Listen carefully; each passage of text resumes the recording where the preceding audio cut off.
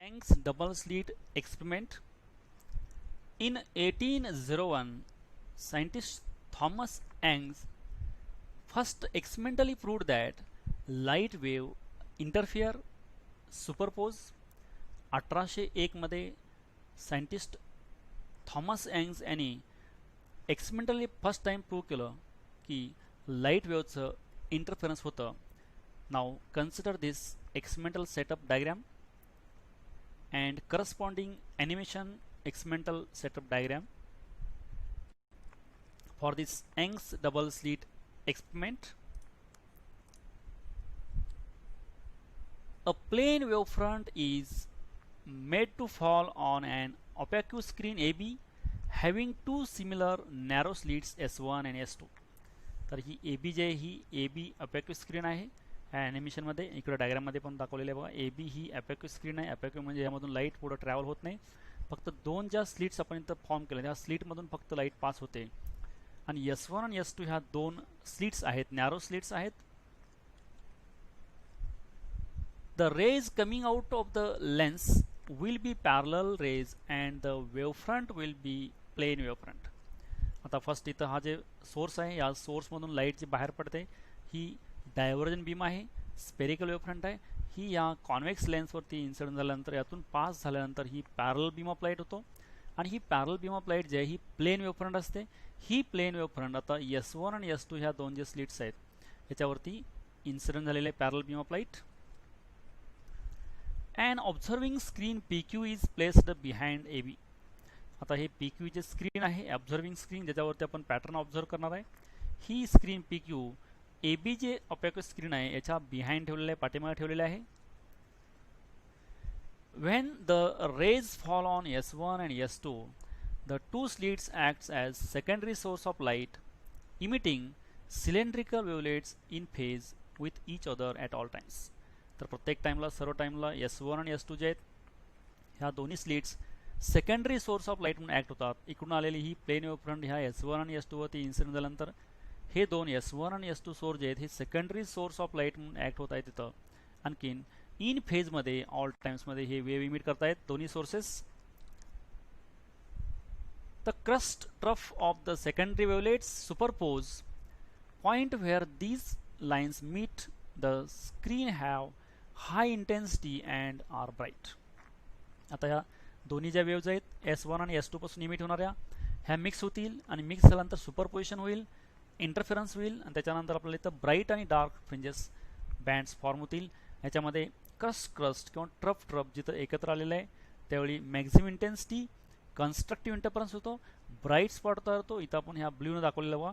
एकतर इथं डार्क किंवा डॉटेड लाईन्स एकत्र आले आहेत म्हणजे क्रस्ट किंवा ट्रफ एकत्र आलेला आहे. मॅक्झिमम इंटेन्स लाईट तयार झालं, इथं मॅक्स तयार झाला, इथं ब्राईट तयार झालं fringe.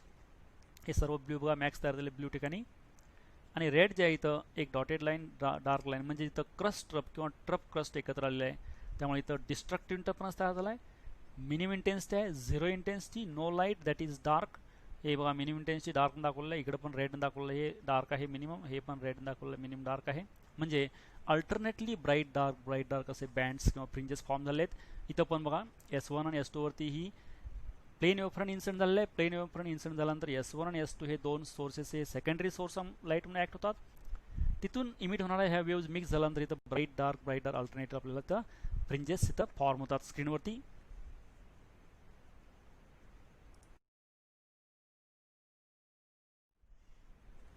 Now again consider this diagram and this animation. Now let the distance between the two slits S1 and S2 be small d and that between O and O dash be capital D. आता इथं दोन sources जे आहेत S1 आणि S2 ह्याच्यामधला distance जे आहे small d आहे आणि दोन सोर्सेस आणि स्क्रीन जे आहे हे डिस्टन्स हे कॅपिटल D आहे. The point O dash on the screen is equidistant from S1 and S2, thus the bright fringe at the center of the screen. तर हा पॉइंट O dash आहे, इथं O dash पॉइंट आहे, हा S1 source पासून आणखीन S2 source पासून दोन्ही हे समान अंतरावर आहे, इक्विडिस्टन्स आहे. इक्विडिस्टन्स असल्यामुळं S1 पासून येणारी इथं ह्या ओ डॅश पॉईंटला वेव, S2 पासून येणारी इथं ओ डॅश पॉईंटला वेव, दोन्ही वेवमध्ये 0 फेज डिफरन्स आहे, नो फेज डिफरन्स. ह्या इन फेज वेव इथं मिक्स होतील. इन फेज मिक्स झाल्यामुळे ह्या ओ डॅश पॉईंटला इथं ब्राईट स्पॉट तयार होतो, ब्राईट फ्रिंज तयार होते, कन्स्ट्रक्टिव्ह इंटरफरन्स होतो ह्या ओ डॅश पॉईंटला. The two wavelets from S1 and S2 travel different distances to reach P, and so the phase of the wave reaching P will not be same. आता इथं आपण ह्या स्क्रीनवरती आपण अजून एक दुसरा एक P पॉईंट घेतला की तो P पॉईंट ह्या ओ डॅश जे आहे सेंटर स्क्रीनचं इथून Y एवढ्या अंतरावरती आहे.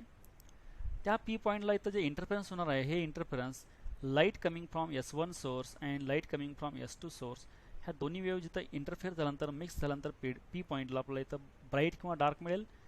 जर हे ब्राईट किंवा डार्क जे आहे हे कशावर डिपेंड असतं तर ह्या दोन्हीमधला फेज डिफरन्स आहे हा फेज डिफरन्सवरती डिपेंड्स आहे. समजा हा फेज डिफरन्स आहे path difference. If the path difference delta L between S1P and S2P is an integral multiple of lambda, the two waves arriving there will be interfere constructively producing a bright fringe at P.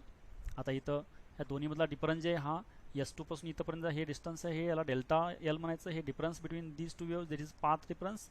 If this path difference is integral multiple of lambda then at this P point bright band or bright fringe will form. जर हा path difference जे integral multiple of lambda असेल तर ह्या P पॉईंटला bright spot तयार होतो. If the path difference between S1P and S2P is half integral multiple of lambda, there will be destructive interference and a dark fringe will be located at P. आता ह्या P पॉईंटला जर हा difference आहे हा S2 पासून थीटापर्यंत एवढ्या अंतराचा हा डिफरन्स आहे path difference that is S1P आणि S2P ह्या दोन वेवमधला फरक जे आहे हा फरक जर half integral multiple of lambda असेल तर ह्या P पॉईंटला डिस्ट्रक्टिव्ह इंटरफरन्स होईल आणि डिस्ट्रक्टिव्ह इंटरफरन्समुळे इथं डार्क फ्रिंज तयार होईल. आता यामध्ये आपण हा डिफरन्स कॅल्क्युलेट करणार आहे आणि हा डिफरन्स किती येतो तो त्यावरून आपण इथं P ला ब्राईट असेल का डार्क असेल हे आपण आता नेक्स्ट आयडेंटिफाय करायचं आहे. इथं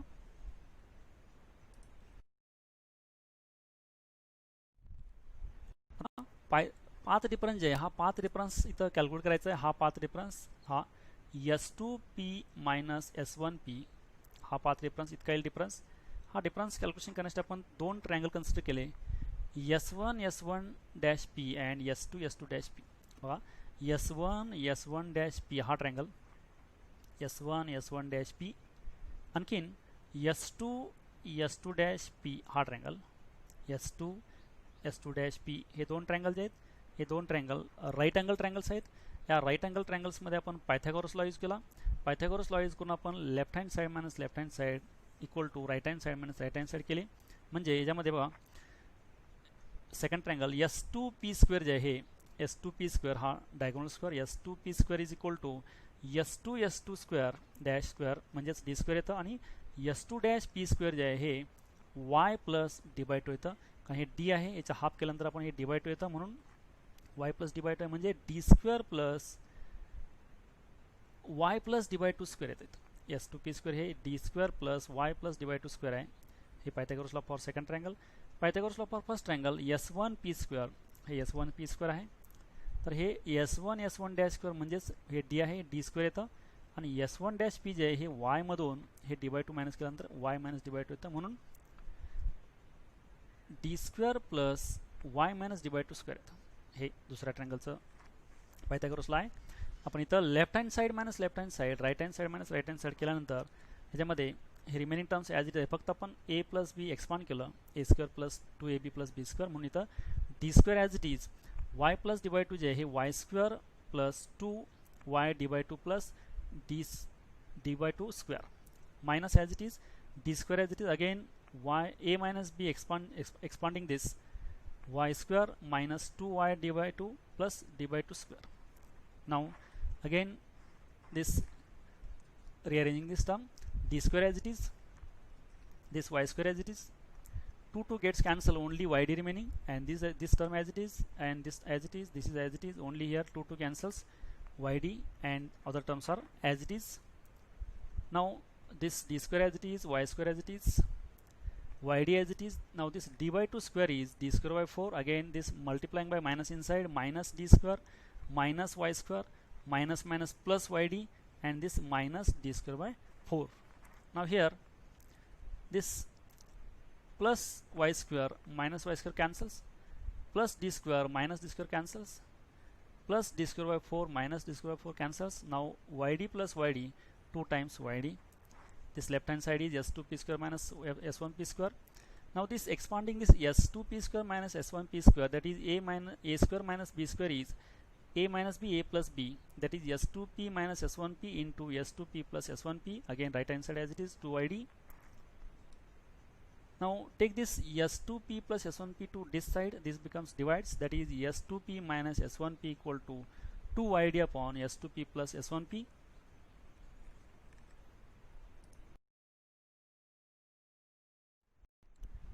Now from this equation s2p minus s1p equal to, this is the difference, that is s2p minus s1p, हा डिफरन्स घेतल्यानंतर हा एवढा डिफरन्स येतो, हा डिफरन्स इतका आलेला आहे बघा 2yd upon s2p plus s1p.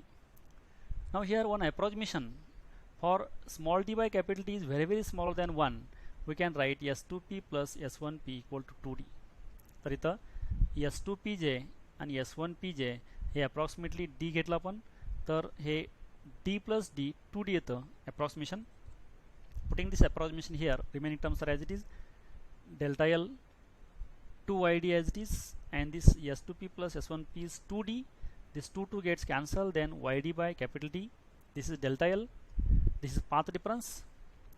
Now thus the condition for constructive interference at p can be written as, आता constructive interference ची condition जी आहे ही condition आपण integral multiple of wavelength, that is this difference, that is yd by d equal to n lambda, he n lambda he constructive interference ची condition आहे. आपण इथला p point आपण जर constructive interference ला इक्वेट केला, इथं इक्वेट केल्यानंतर टर्म्स रिअरेंज केल्या, तर yn जे आहे हे रिमेनिंग टर्म्स इकडे घेतल्यानंतर yn equal to n lambda d by d.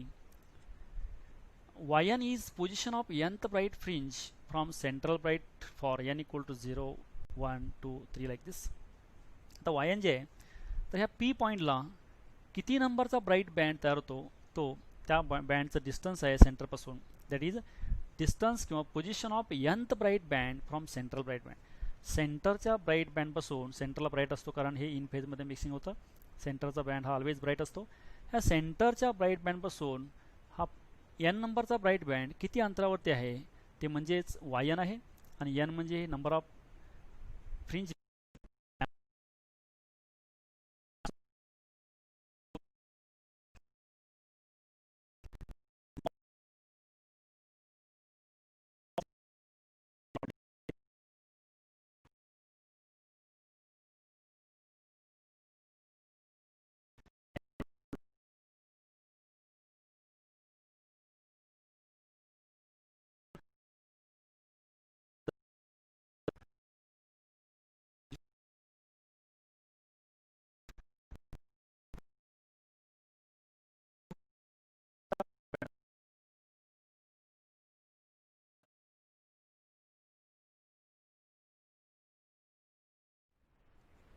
Next, similarly,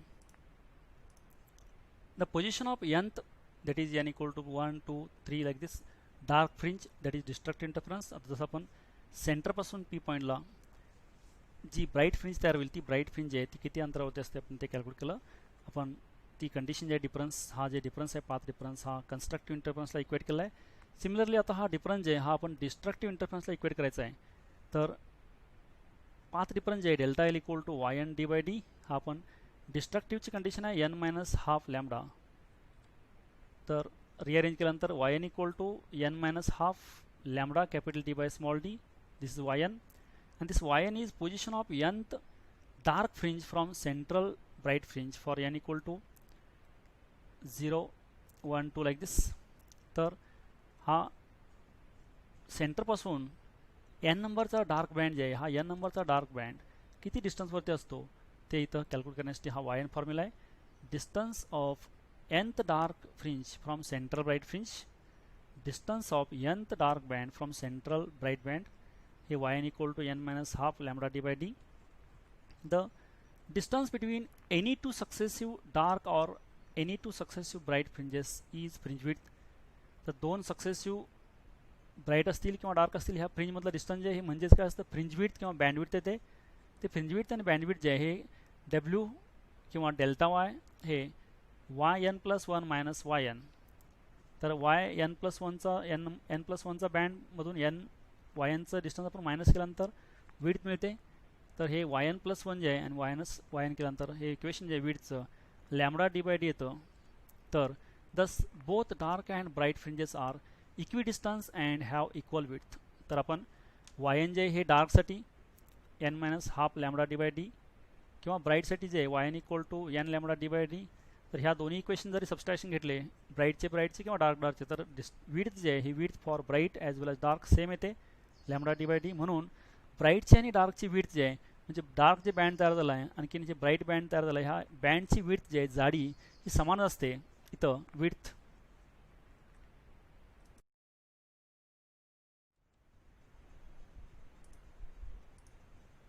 the relation between path difference delta L and phase difference is given bye. आता पाथ डिफरन्स आणि फेज डिफरन्स जे आहे ह्यामधलं रिलेशन जे आहे हे रिलेशन डेल्टा फाय हे phase difference आहे 2 pi by lambda into delta L. Delta L हे पाथ डिफरन्स आहे. This is relation between phase difference and path difference. Thus, the phase difference between the two waves reaching P from S1 and S2 is given by. आता phase difference जे हा S1 आणि S2 पासून जे P ला wave reach होतात त्यामधला phase difference हा delta phi equal to 2 pi by lambda into YD by D. And the condition for constructive interference in terms of phase difference is given by. तर constructive इंटरफरन्सची phase डिफरन्समधली condition जी आहे delta phi equal to N pi N into 2 pi. And the condition for destructive interference in terms of phase difference is given by delta phi equal to N minus one half into 2 pi. ही condition for constructive and destructive interference आहे in terms of phase difference. आणि in terms of path difference this is N lambda and this is N minus half lambda. हे constructive and destructive इंटरफरन्सच्या conditions आहेत path डिफरन्समधल्या आणखीन phase डिफरन्समधल्या.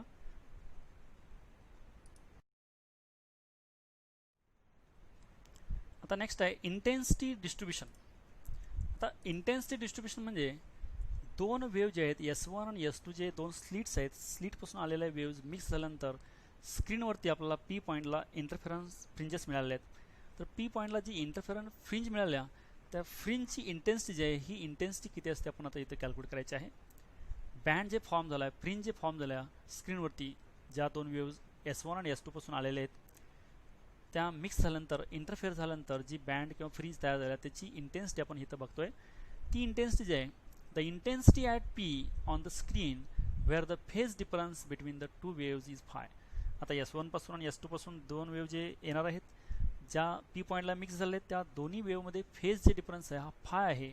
तर पहिली wave जी आहे म्हणजे पहिल्या स्लीटपासून आलेली वेव्ह जी आहे त्याची intensity E1 equal to E naught sine omega T आणि सेकंड जे आहे स्लीट S2 तिथून आलेली वेव्ह जी आहे त्याची इंटेन्सिटी आहे E2 equal to E naught sine of omega T plus phi. आता the incident intensity I naught is proportional to E naught square. आता इथं मिक्सिंग झाल्यानंतर जे काही बँड तयार झाला त्याची इंटेन्सिटी जी आहे ह्या दोन वेव्हच्या इंटेन्सिटीवरती डिपेंड आहे ॲम्प्लिट्यूडवरती डिपेंड आहे. The resultant electric field at P will be given by. आता दोन्ही वेव्ह मिक्स झाल्यानंतर त्यांची इलेक्ट्रिक फील्ड जे आहे हे electric field resultant E equal to E naught sine of omega T plus E naught sine of omega T plus phi. ह्या दोन्ही wave add केल्यानंतर रिझल्टंट वेव्हची इंटेन्सिटी मिळते इलेक्ट्रिक फील्डची. तर ही आपण हे सॉल्व केलं sine A plus cos B plus cos A plus sine B हे एक्सपांड केलं साइन ओमेगा टी कॉमन घेतला आणि रिअरेंज करून आपण सॉल्व केल्यानंतर 2 E not cos 5/2 sign omega T plus 5/2 हे इंटेन्सिटी ऑफ इलेक्ट्रिक फील्ड आहे रिझल्टंट वेव्हची. दोन वेव्ह मिक्स झाल्यानंतर रिझल्टंट वेव्ह जी तयार झाली आहे इंटेन्सिटी त्याची इलेक्ट्रिक फील्डची इंटेन्सिटी E इतकी येते. The amplitude of the wave is 2 E not cos 5/2. आता ह्या रिझल्टंट ह्याची ॲम्प्लिट्यूड जी आहे ही ॲम्प्लिट्यूड 2 E नॉट कॉस 5/2 इतकी येते. Thus, the intensity at P will be proportional to 2 E naught cos 5/2 square and it will be equal to 2 I naught cos square phi by 2. तर intensity जी आहे P पॉईंटची ही proportional असते E2 E naught cos phi by 2 mod स्क्वेअरला किंवा and will be equal to ती 2 I naught cos square phi by 2 इतकी असते इंटेन्सिटी पी पॉईंटला फॉर्म झालेली. when the amplitude of the wave coming from the two slits are different, आता दोन्ही S1 पासून आणि S2 पासून येणाऱ्या वेव्ह जे आहेत ह्यांचे ॲम्प्लिट्यूड जर डिफरंट असतील तर रिझल्टंट ॲम्प्लिट्यूड जे आहे E10 plus or minus E20 म्हणजे पहिल्या सोर्सपासून येणारी लाईटची इलेक्ट्रिक फील्डची इंटेन्सिटी, दुसऱ्या S2 स्लिटपासून येणारी इलेक्ट्रिक फील्ड इंटेन्सिटी हे प्लस और मायनस कशासाठी तर हे इन फेज किंवा आउट ऑफ फेज कन्स्ट्रक्टिव्ह किंवा डिस्ट्रक्टिव्ह फेजसाठी असं असतं. कन्स्ट्रक्टिव्हला प्लस होतं, डिस्ट्रक्टिव्हला हे मायनस होतं किंवा वेक्टर समजते. इंटेन्सिटी जी आहे ही E10 plus or minus E20 mod square. तर रिझल्टनीची इंटेन्सिटी अशी येते. दोन्हींची जर अनइक्वल इंटेन्सिटी असेल तर हे येतं. इक्वल इंटेन्सिटी असेल तर दोन्ही S1 आणि S2च्या स्लिट्सपासून येणाऱ्या ज्या लाईट वेव्ह त्यांची इंटेन्सिटी इक्वल असेल तर 2 E naught cos phi by 2 mod square ही तिची इंटेन्सिटी आहे आणि प्रोपोर्शनल टू किंवा equal to 2 I naught cos स्क्वेअर phi by 2 असते. आणि अनइक्वल असेल तर ही ॲम्प्लिट्यूड आहे आणि ही इंटेन्सिटी आहे पी पॉईंटची.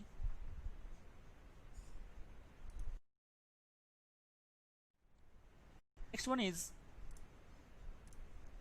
Conditions for obtaining well defined and steady interference pattern. आता आपण जे यंग्स डबल स्लिट एक्समध्ये पाहिलं, दोन वेव्ह जे दोन वेव्स डिफरंट सोर्सपासून येणाऱ्या मिक्स होतात आणि इंटरफरन्स होतो. तर इंटरफरन्स जे आहे हे इंटरफरन्स होण्यासाठी काही कंडिशन्स आहेत.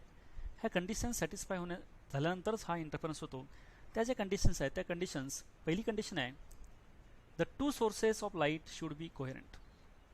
तर ज्या दोन लाईट सोर्सपासून जी लाईट इमिट होणार आहे वेव्स ते दोन सोर्स कोहिरंट पाहिजे. कोहिरंट म्हणजे काय, दोन सोर्समधून इमिट झालेली वेव्ह जे आहे ह्या वेव्हचा फेज डिफरन्स हा कॉन्स्टंट पाहिजे. कॉन्स्टंट फेज डिफरन्स किंवा झिरो फेज डिफरन्स याला आपण काय म्हणतो, कोहिरंट सोर्सेस.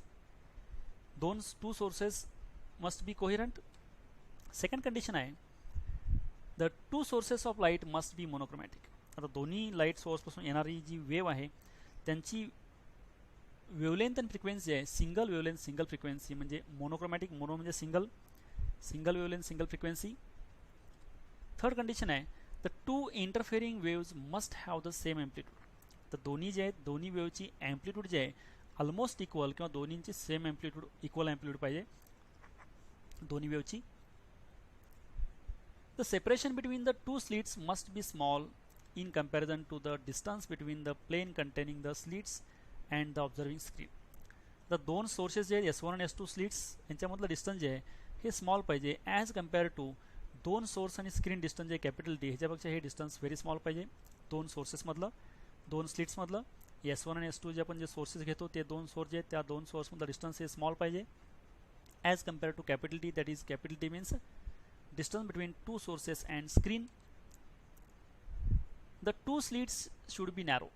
आता दोन जे स्लिट्स आहेत S1 आणि S2 ह्या स्लिट्सची विड्थ जे व्हेरी स्मॉल पाहिजे, नॅरो पाहिजे दोन्ही स्लिट्स ज्याच्यामधून लाईट वेव्स बाहेर येतात. That is secondary source of light म्हणजे काय सोर्स ॲक्ट होतात त्यांची विड्थ जे कमी पाहिजे, छोटी पाहिजे, त्याला आपण नॅरो म्हणतो.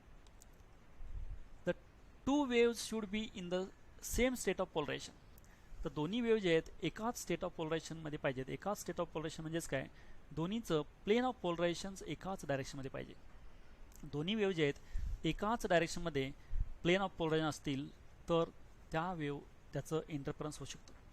तर ह्या ज्या 6 कंडिशन्स आहेत ह्या 6 कंडिशन्स सॅटिस्फाय झाल्यानंतरच इंटरफरन्स होत असतं. आणि ह्या 6 कंडिशन्स सॅटिस्फाय करण्यासाठी यंग्सनं जे काही एक्सपेरिमेंटल अरेंजमेंट केले आहे त्या एक्सपेरिमेंटल अरेंजमेंटमध्ये 6 कंडिशन्स सॅटिस्फाय होतात. म्हणजे दोन जे सोर्सेस घेतलेत त्यांनी ते क्लोज घेतले आहेत, नॅरो घेतले आहेत, त्यानंतर सेम सेट ऑफ पोलरायझेशन आहेत, मोनोक्रोमॅटिक आहेत, कोहिरंट आहेत.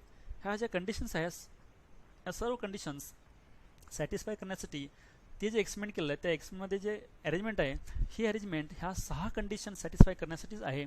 आणि त्या एक्सपेरिमेंटल अरेंजमेंटमध्ये 6 कंडिशन सॅटिस्फाय होतात आणि 6ही कंडिशन सॅटिस्फाय झाल्यामुळं त्या दोन वेव्ह जे आहेत त्या दोन S1 आणि S2 सोर्सपासून येणाऱ्या लाईट वेव्ह जे आहेत ह्या लाईट वेव्ज मिक्स होऊन आपल्याला कन्स्ट्रक्टिव्ह अँड डिस्ट्रक्टिव्ह इंटरफरन्स मिळतो. आणि कन्स्ट्रक्टिव्ह अँड डिस्ट्रक्टिव्ह इंटरफरन्समुळे आपल्याला ब्राईट आणि डार्क फ्रिंजेस आणि बँड्स हे आपल्याला स्क्रीनवरती मिळतात ह्या 6 कंडिशनमुळं. आणि हे यंग्सनं आपल्या एक्सपेरिमेंटल अरेंजमेंटमध्ये ह्या 6 कंडिशन सॅटिस्फाय केलेल्या आहेत आणि ह्या If these 6 conditions satisfy, then and then only interference takes place, otherwise not.